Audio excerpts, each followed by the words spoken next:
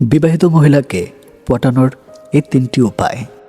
তবে আপনি যদি এটা একটি মনোবিজ্ঞান দৃষ্টিভঙ্গিতে দেখতে চান, অর্থাৎ কোনো কিছু বিবাহিত নারী অন্য সম্পর্কে জড়ান, তাদের মানসিক চাহিদা কিভাবে উপেক্ষিত হয় কিংবা কিভাবে কেউ কারো প্রতি আকৃষ্ট হয়, নিচে আমি তিনটি বিষয় তুলে ধরছি যেগুলো মানুষকে নারী বা পুরুষ সম্পর্কে বাইরে আকর্ষণের দিকে ঠেলে দিতে পারে এবং এই বিষয়গুলো একজনকে নিজস্ব চরিত্র আত্মপ্রত্যয় গঠনে অনুপ্রাণিত করতে পারে, যেন তারা অন্যের সম্পর্ক নষ্ট না করে আত্মবিশ্বাসী ও আত্মনির্ভর হন।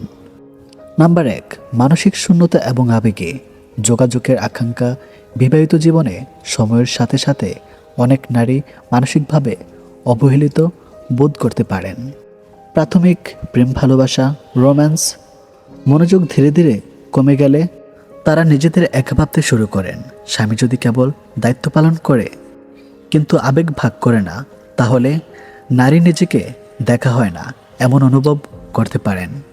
এই জায়গায় যদি কেউ সহানুভূতিশীল, মনোযোগী ও আবেগপুষ্ট আচরণ করে, তাহলেও ওই নারী তার প্রতি আকৃষ্ট হতে পারেন। শিক্ষণীয় দিক: সহানুভূতিশীল হওয়া, মনোযোগ দিয়ে শোনা, কাউকে বোঝার চেষ্টা করাও এক ধরনের শক্তি। তবে এটিকে অন্যের জীবনে ব্যাঘাতের অস্ত্র না বানিয়ে নিজের আত্মনয়নের পাথেয় করুন। নাম্বার 2, আত্মসম্পন্ন প্রশংসার ঘাটতি। অনেক বিবাহিত নারী সংসার সামলাতে গিয়ে নিজের সৌন্দর্য, আত্মমর্যাদা বা সক্ষমতা ভুলে যান। কেউ যদি তাদের এই আত্মবিশ্বাস ফিরে দিতে সাহায্য করে, যেমন তাদের কাজ, মেধা বা সৌন্দর্যের প্রশংসা করে, তবে তারা এক ধরনের নতুন জীবনের স্পর্শ পান। তবে এই প্রশংসা যদি সত্যিকারের হয়, তাহলে সেটা এক ধরনের আত্ম উন্নয়ন ঘটায়। কিন্তু যদি এটা কেবল প্রলয়নমূলক উদ্দেশ্য হয়, তবে তা ক্ষতিকর। শিক্ষণীয় দিক: প্রশংসা করতে শিখুন, কিন্তু সেটা যেন খাঁটি হয়। অন্যকে উৎসাহ দিয়ে নিজের কারিশমা বাড়ানো সম্ভব, কিন্তু তা যেন মূল্যবোধ বিসর্জন দিয়ে না হয়। নাম্বার 3, সম্পর্কের বাইরে রোমান্সের টান। মানুষ নতুনত্ব রোমান্স পছন্দ করে। বিবাহিত জীবনের একঘেয়েমি অনেক সময় এই রোমান্স চাহিদাকে জাগিয়ে তোলে। কেউ যদি নতুনভাবে কথা বলে, ভিন্নভাবে সময় দেয় বা একটু ঝুঁকি যোগ করে, সেটা আকর্ষণ তৈরি করতে পারে। তবে এই আকর্ষণ ক্ষণস্থায়ী ও সমস্যা সংকুল হতে পারে। সাময়িক উত্তেজনা দীর্ঘমেয়াদে কষ্ট বয়ে আনে। শিক্ষণীয় দিক: আপনার ব্যক্তিত্ব যদি আকর্ষণ থাকে, সেটিকে আত্ম উন্নয়ন ও প্রকৃত সম্পর্ক গঠনের কাজে লাগান। অন্যের দুর্বল মুহূর্তকে নিজের লাভের জন্য ব্যবহার না করে সেটিকে সম্মান করে দূরে থাকুন। তাতেই সত্যিকারের শক্তি। শেষ কথা, পটানো নয়, প্রবাহিত করুন, কিন্তু মূল্যবোধ ধীরে রাখুন।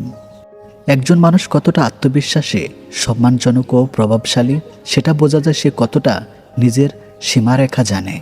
অন্যের সম্পর্কে হস্তক্ষেপ না করে যদি আপনি নিজেকে এমনভাবে গড়ে তুলতে পারেন যাতে মানুষ আপনাকে সম্মান করে বিশ্বাস করে, তবেই আপনি সত্যিকারের কারিশমাটিক। শিক্ষণীয় বিষয় হলো নিজের চারিত্রিক শক্তি দিয়ে অন্যকে আলোচিত করা কারো জীবনে ঝড় তুলে দেওয়ার নাম নয়।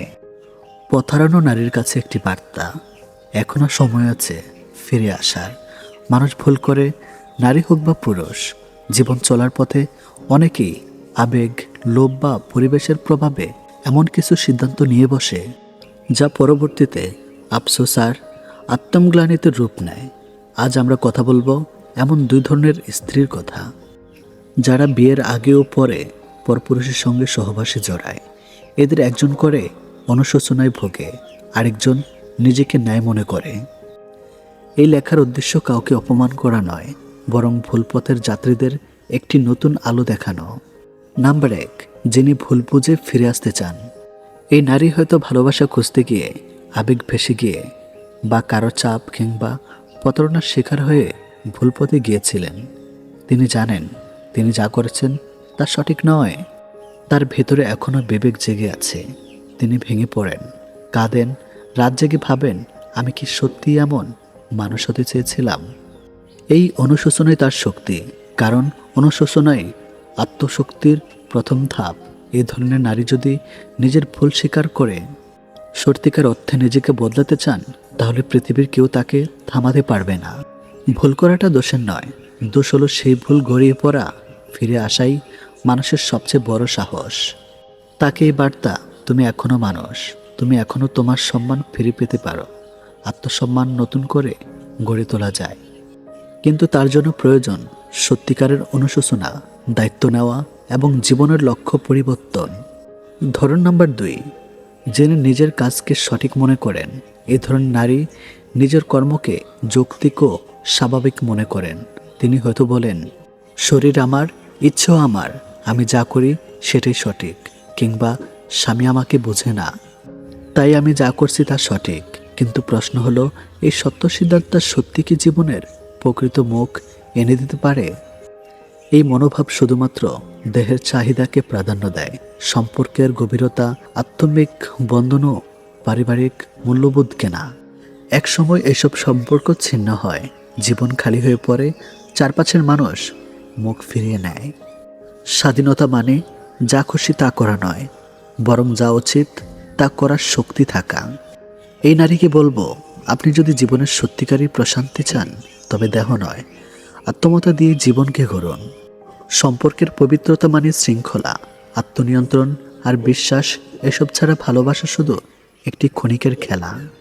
একটি প্রশ্ন নিজেকে করুন, আপনার শরীর, আপনার সিদ্ধান্ত সত্যি, কিন্তু আপনি কি সুখী? আপনি কি সত্যি শান্তিতে ঘুমান? বিবেক কি শান্ত? আপনি কি এমন জীবন চান যেখানে সম্পর্ক শুধু ব্যবহার করে ফেলে দেওয়া যায়?